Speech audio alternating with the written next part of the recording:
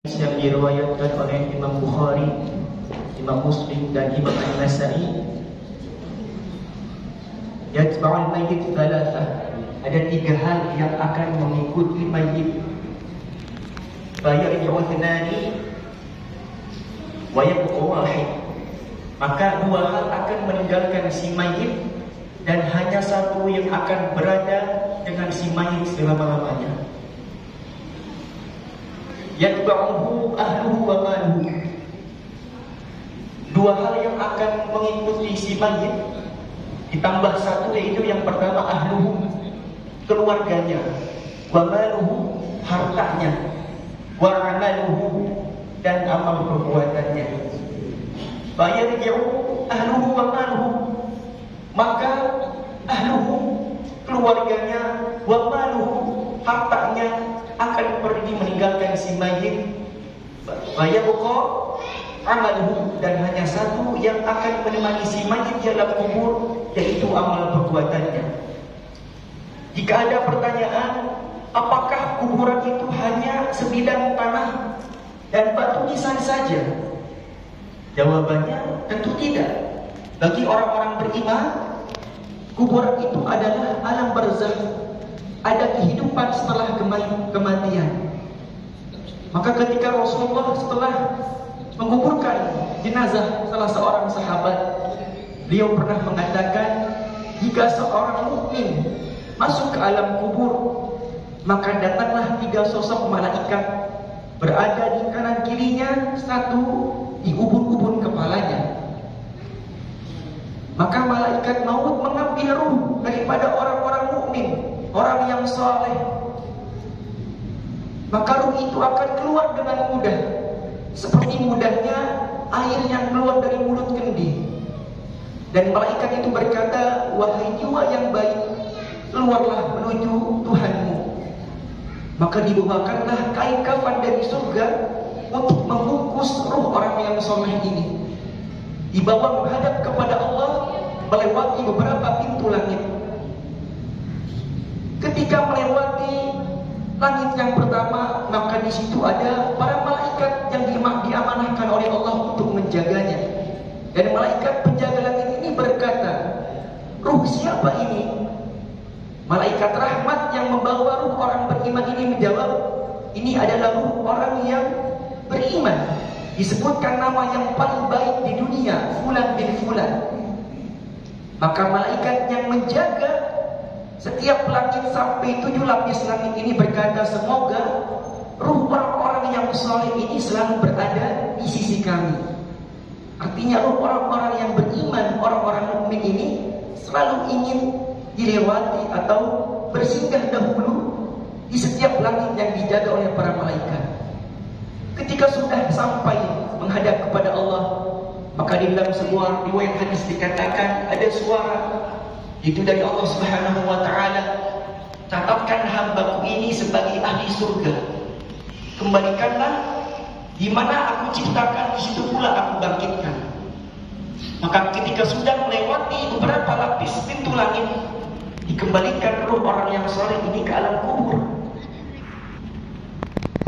Ketika sudah kembali ke jasadnya, terdengar suara langkah kaki sampai 3 langkah kaki terakhir.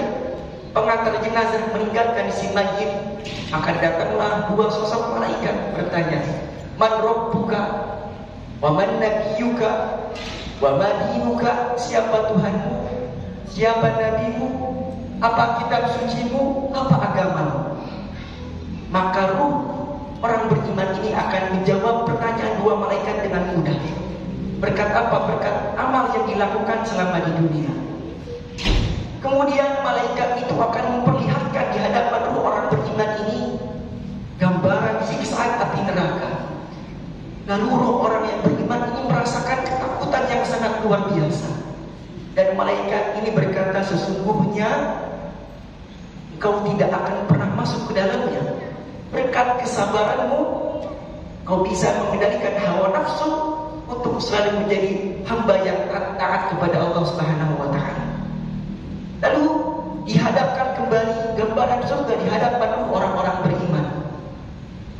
Lalu ketika melihat ruh orang beriman ini sudah tidak sabar ingin segera masuk. Tercium wangi yang sangat harum. Kenikmatan-kenikmatan Allah tunjukkan kepada orang yang beriman. Kemudian datanglah satu sosok di samping roh orang beriman ini, sosok yang sangat tampan, harum, indah dipandang. Lalu roh orang beriman ini bertanya, siapa Anda? Saya adalah amal perbuatan yang akan menemanimu sampai hari kiamat. Lalu kata Allah perintahkan kepada malaikat, wahai malaikat, lapangkanlah kuburannya sejauh mata memandang, dan perlihatkanlah kenikmatan-kenikmatan surga setiap harinya. Jadi bapak ibu yang istiqomah bersabar sampai akhir hayat menjadi hamba yang nurut, yang tunduk, tidak membangkang, bersabar ketika hidup di dunia ini, akan diperlihatkan setiap harinya ketika di alam barzakh, setiap hari melihat keindahan surga. Begitupun sebaliknya, adapun orang-orang kafir, orang-orang munafik yang mengaku beragama Islam akan tetapi selalu berkawan berteman dengan orang-orang kafir, suka memusuhi orang-orang muslim, suka mendiskriminasi ulama, orang-orang fasik, orang yang mengaku Islam akan tetapi tidak mau sholat, tidak mau beribadah, suka mengumbar-umbar aurat. Maka nanti ketika masuk ke alam kubur, datanglah 3 sosok malaikat di sebelah kanan kirinya, satu di kepala ubun kepalanya. Datanglah malaikat penyiksa dan berkata, hai jiwa yang buruk, keluarlah engkau menuju Tuhanmu. Ternyata orang yang kafir, orang yang durhaka kepada Allah tidak mau keluar, tidak mau. Akhirnya di dalam sebuah riwayat hadis dikatakan, perumpamaan kata Rasulullah, ruh orang-orang kafir ini seperti bulu domba yang basah dikaitkan di pohon yang berduri, kemudian dipaksa ditarik sekencang-kencangnya, lalu bertebaranlah bulu domba tersebut saking kerasnya. Ketika ruh orang kafir, orang yang durhaka kepada Allah tidak mau keluar dari jasadnya. Baru saja di pintu langit pertama, malaikat penyiksa ini bertemu dengan malaikat penjaga langit pertama.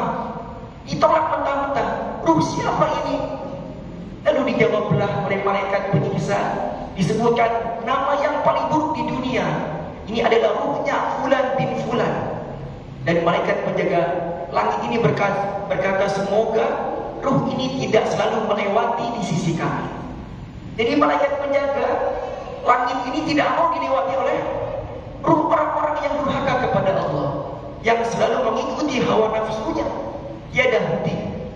Ketika menghadap kepada Allah, lalu Allah berkata, catatkanlah hambaku ini sebagai hamba penghuni neraka. Kembalikanlah ke tempat di mana aku ciptakan, di situ pula aku bangkitkan. Dikembalikan ke alam kubur, ke jasadnya.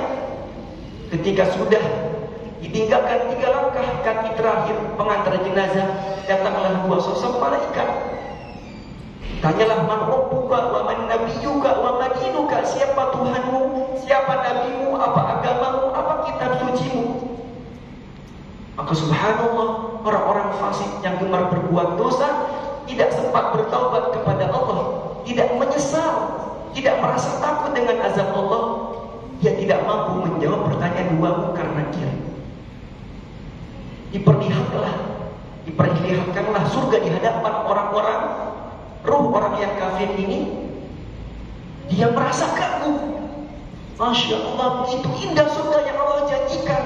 Ternyata benar apa yang ada di Al-Quran, ternyata benar apa yang sudah disampaikan oleh para alim ulama, bahwa surga itu benar, neraka itu benar, alam kubur itu benar, kematian itu benar, kehidupan setelah kematian itu benar, balasan bagi orang-orang yang mencintai Allah, surga itu benar.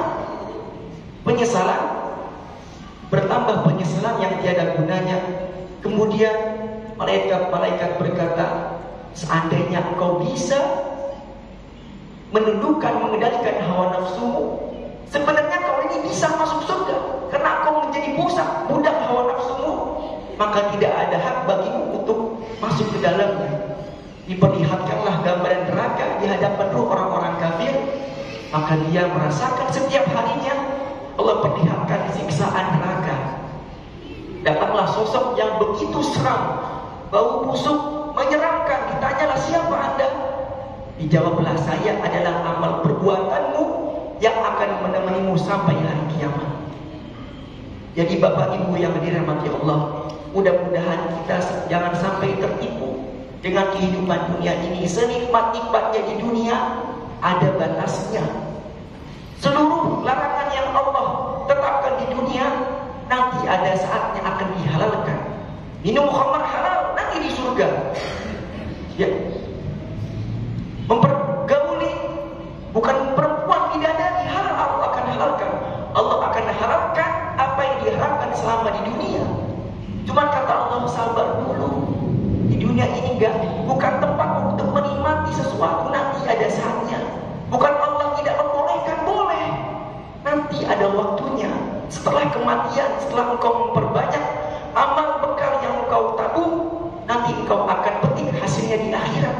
Bukan di sini surgamu, wahai orang-orang beriman. Surganya dunia hanyalah orang-orang kafir dan orang-orang munafik yang tidak mau beribadah kepada Allah. Mudah-mudahan ada nasihatnya sehingga kita